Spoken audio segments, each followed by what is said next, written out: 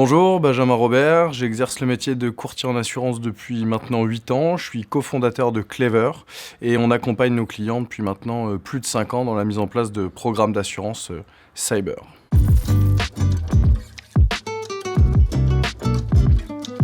Il y a eu une accélération nécessairement durant le Covid de la digitalisation des entreprises. Par ailleurs, c'est quelque chose qui est soutenu, notamment par la France et l'Europe. Et la difficulté que peuvent avoir les entreprises aujourd'hui, c'est qu'elles se digitalisent plus vite que leur politique de sécurisation. Concernant la menace cyber, aujourd'hui, la véritable question n'est pas de savoir si, mais quand et combien va lui coûter une attaque. Et à partir de ce moment-là, la posture est la suivante. Soit on décide de transférer une partie de son risque à l'assureur, au marché de l'assureur, ou soit on décide de s'auto-assurer. Si aujourd'hui on ne transfère pas le risque, on est dans une position d'auto-assurance qui peut être une position anxiogène vis-à-vis d'une matière, ou en tout cas d'une menace comme le cyber, puisqu'on est face à une menace qui est inodore, invisible, extrêmement évolutif, qui se professionnalise. C'est aujourd'hui un véritable business qu'enrichit les organisations criminelles. L'attaque moyenne sur une PME aujourd'hui est observée à environ 35 000 euros, quand elle est de 450 000 euros sur nos TI.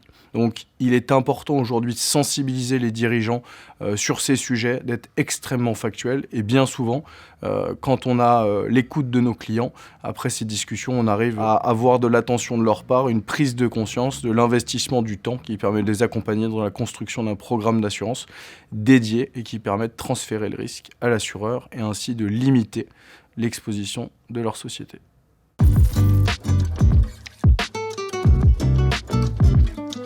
Aujourd'hui, l'assurance cyber s'est démocratisée, donc nécessairement on a beaucoup plus de contenu qu'avant, notamment des formations qui peuvent rentrer dans le cadre des quotas DTA, que ce soit pour les dirigeants ou les collaborateurs, ce qui n'est pas une perte de temps. Par ailleurs, on a des acteurs comme Stoic qui proposent des formations dont les contenus sont riches et instructifs, et on a aussi la possibilité de se faire accompagner pour grandir, mûrir et acquérir en maturité, c'est-à-dire que les formations permettent de pouvoir créer en tout cas de générer de la prise de conscience chez le client. Et après, comme sur d'autres typologies de risques, on peut se faire accompagner et on grandit au fur et à mesure des dossiers.